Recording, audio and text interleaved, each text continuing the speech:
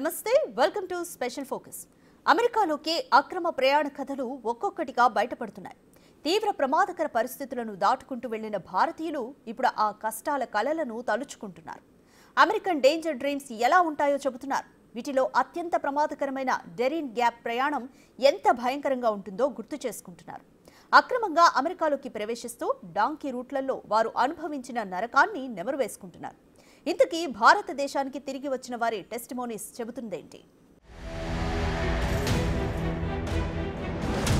అగ్రరాజ్యంలో జీవితం అంటే అదృష్టం ఉన్నవారికే దక్కే అవకాశం. దీనికోసం ప్రాణాలకు తెగించడానికి కూడా వెనుకాడరు కొంతమంది. డాలర్లు సంపాదించి పరువు పరపతి ఆస్తిపాస్తులను కూడబెట్టుకోవటానికి అగ్రరాజ్యమే ది లాస్ట్ డెస్టినేషన్ అనుకుంటారు. ఇలా తమ బతుకులను మార్చే డ్రీమ్స్ కోసం ఎంత ప్రమాదకరమైన మార్గాన్నైనా ఎంచుకుంటారు. పుట్టిన గడ్డపై ఆస్తులమ్ముకునో అప్పులు చేసు ఎలాగైనా అమెరికాకు చేరుకోవాలనుకుంటారు. కొందరు చట్ట ప్రకారం నిబంధనలు అనుసరించి అమెరికా చేరుకుంటే ఈ మోజులు, మరికొందరు మాత్రం డాంకీ రూట్ పట్టుకుని అక్రమ మార్గాల్లో ముందుకెడుతున్నారు. అయితే ఈ మార్గాల్లో అమెరికా చేరుకుంటే ఎలా ఉంటుందో తాజాగా అమెరికా నుండి భారత్ చేరుకున్న బాధితులు చెప్తున్నారు.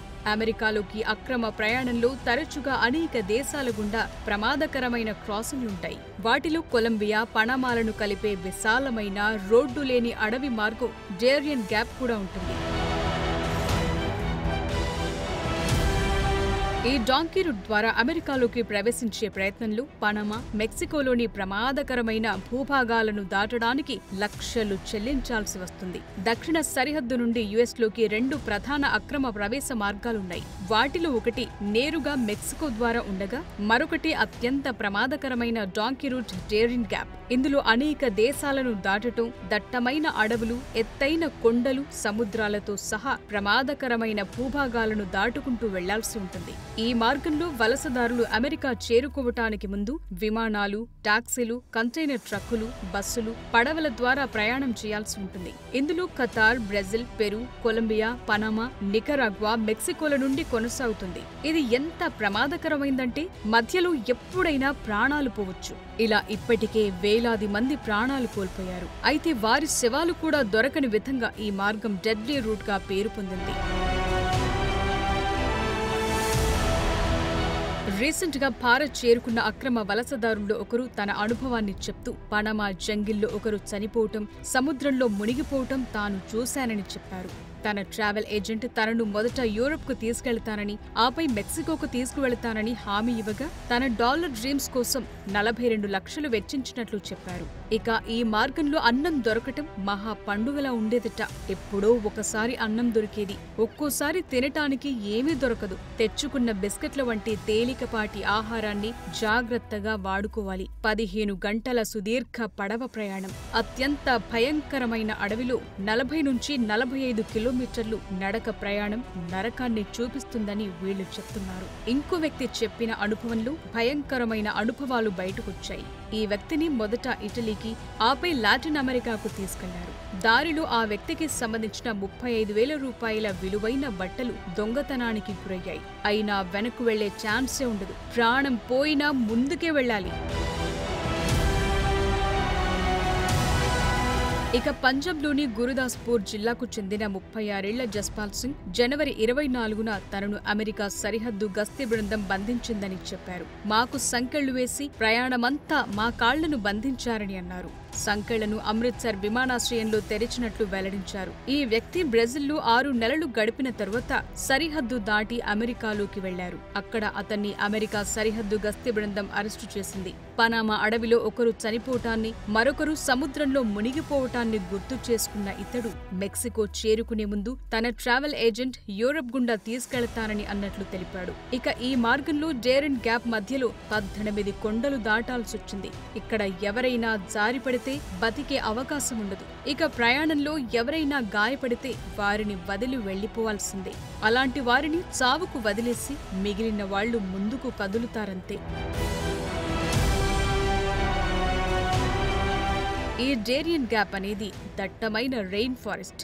చిత్తడి నేలలు, కొండలతో కూడిన 97 కిలోమీటర్ల విస్తీర్ణంలో ఉంటుంది. అలస్కా నుండి అర్జెంటీనా వరకు విస్తరించి ఉన్న ఒక ప్రయాణ వ్యవస్థలో ఇది పాన్ అమెరికన్ హైవేని బ్రేక్ చేసే ప్రదేశం. చాలా ప్రమాదకరంగా ఉండే ఈ ప్రాంతం దాని తీవ్రమైన భూభాగానికి, కఠినమైన వాతావరణానికి నిదర్శనం. ఇక్కడ మౌలిక సదుపాయాలు లేకపోవటం వల్ల చాలా కాలంగా ఈ ప్రాంతాన్ని ఎవ్వరూ వాడట్లేదు. కానీ అమెరికాకు చేరుకోవాలనుకునే అక్రమ వలసదారులకు ఇది ఒక అనివార్యమైన ద్వారంగా మారింది. ఈ డేరియన్ గ్యాప్ ను దాటేవారు నిటారుగా ఉన్న పర్వతాలు, బురదతో కూడిన చిత్తడి నేలలు, వేగంగా ప్రవహించే నదులు, ప్రమాదకరమైన వన్యప్రాణులను దాటుకుంటూ వెళ్లాలి. ఈ అడవి విషపూరిత పాములు, జాగ్వార్లు, ప్రాణాంతక కీటకాలకు నిలయం. అయితే అంతకంటే ప్రమాదకరమైన ముప్పు ఈ మార్గాన్ని నియంత్రించే క్రిమినల్ ఆర్గనైజేషన్స్ ఉంటుంది. స్మగ్లింగ్ నెట్వర్కులు, మాదక ద్రవ్యాల కార్టెళ్లు, సాయుధ సమూహాలు ఈ మార్గంలో ప్రయాణించే వారిని దోచేస్తారు, వారిపై హింసకు దిగుతారు. ఈ డేంజరస్ డాంకీ రూట్ ఎంత ప్రమాదకరమంటే ఏ క్షణం ఏం జరుగుతుందో కూడా తెలియకుండా ఉంటుంది. స్మగ్లర్లు, మాఫియా ముఠాల మధ్య వలసదారులు తీవ్రమైన పరిస్థితులను ఎదుర్కోవాల్సి ఉంటుంది. ఇప్పుడు ఇలా వెళ్తున్న వారి సంఖ్య నానాటికి పెరిగిపోవడం కూడా ఆందోళనకు గురిచేస్తుంది. ఒక్క మరణాలే కాదు, పర్యావరణం పరంగానూ ఇది చాలా ప్రమాదకరమైంది. ఏది ఏమైనా అక్రమ వలసలను అరికట్టాలనే ట్రంప్ నిర్ణయాన్ని భారత్ కూడా స్వాగతిస్తోంది. అమెరికాలోకి అక్రమంగా ప్రవేశించడానికి ప్రయత్నించే చాలా మంది భారతీయులు డాంకీ మార్గం అని పిలిచే డేరియన్ గ్యాప్ మార్గం గుండానే వెళతారు. ఇందులో Panama, Costa Rica, L Salvador, Guatemala వంటి మధ్య అమెరికా దేశాలకు ప్రయాణిస్తారు. ఇక్కడ వీసాలు సులభంగా లభిస్తాయి. అక్కడి నుండి వాళ్లు మెక్సికోకు వెళ్లి ఆపై అమెరికాలోకి ప్రవేశించడానికి ప్రయత్నిస్తారు. అయితే ఇంతటి ప్రమాదకరమైన క్రాసింగ్ కోసం $1,000 వసూలు చేసే క్వైట్లు అంటే మానవ స్మగ్లర్లు సహాయం చేస్తారు. కఠినమైన వీసా నిబంధనల కారణంగా అమెరికాకు డైరెక్ట్ విమాన మార్గాలు కష్టతరం కావడంతో ఈ పద్ధతి బాగా పాపులర్ అయింది. స్మగ్లర్లు, మాఫియా ముఠాలు, వ్యవస్థీకృత నేర సిండికేట్లు ఈ వలసదారులను సద్వినియోగం చేసుకుంటున్నాయి. ముందు వారికి సురక్షితమైన మార్గం నుండే తీసుకెళ్తామని హామీ ఇచ్చినా చివరికి ప్రాణాంతక పరిస్థితుల్లోకి నెడతారు.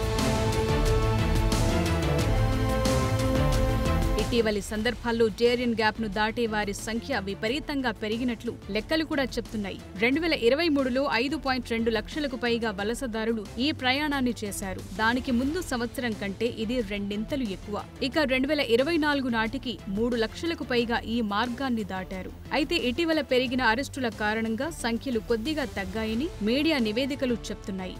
అయితే దశాబ్దం క్రితం ఏటా కొన్ని వేల మంది మాత్రమే ఈ మార్గాన్ని దాటడానికి ప్రయత్నించారు. అది ఇప్పుడైతే లక్షలు దాటుతోంది. అత్యంత ప్రమాదకర వలస రహదారిగా మారినప్పటికీ డాలర్ డ్రీమ్స్ ఈ డేంజర్ ను కూడా లెక్క చేయకుండా కదులుతోంది. వెనజులా, హైతీ, ఈక్వెడార్, బంగ్లాదేశ్, పాకిస్తాన్, భారతదేశం నుండి ప్రజలు ఈ ప్రమాదకరమైన మార్గం గుండా ట్రెక్కింగ్ చేస్తున్నారు. ఈ ప్రయాణం 7 నుండి 15 రోజుల వరకు పట్టొచ్చు. ఇలా ప్రయాణించే వలసదారులు ఆహారం, నీటి కొరత, వ్యాధుల బారిన పడటమే కాకుండా నేరాలకు బలవుతున్నారు. ఇక డేరియన్ గ్యాప్ ఒక మానవతా విపత్తుగా మిగిలిపోయిందనేది నిపుణుల అభిప్రాయం. 2015-2022 నుండి 312 వలస మరణాలు, అదృశ్యాలు నమోదవగా 2021-2023 మధ్య 229 నమోదైనట్లు తెలుస్తోంది. 2023లోనే 676 మంది లైంగిక వేధింపుల బాధితులుగా మారారు.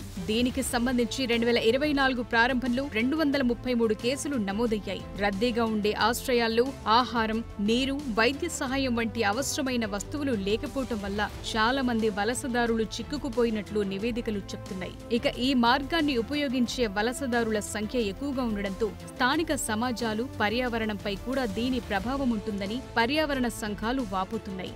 ఈ మార్గంలో ఉన్న స్థానిక గ్రామాలు ప్రజలతో నిండిపోయాయి. అయితే పెళుసైన అటవీ పర్యావరణ వ్యవస్థలో అటవీ నిర్మూలనతో పాటు కాలుష్యం కూడా తీవ్రమవుతున్నట్టు తెలుస్తోంది. ప్రస్తుతం ఈ ప్రాంతం మానవ అక్రమ రవాణా, కార్టెల్ కార్యకలాపాలకు కూడా ప్రధాన కేంద్రంగా ఉంది. అత్యంత శక్తివంతమైన మాదక ద్రవ్యాల కార్టెళ్లలో ఒకటైన కొలంబియా గల్ఫ్ క్లాన్ అక్రమ రవాణా కార్యకలాపాలను నియంత్రిస్తుంది.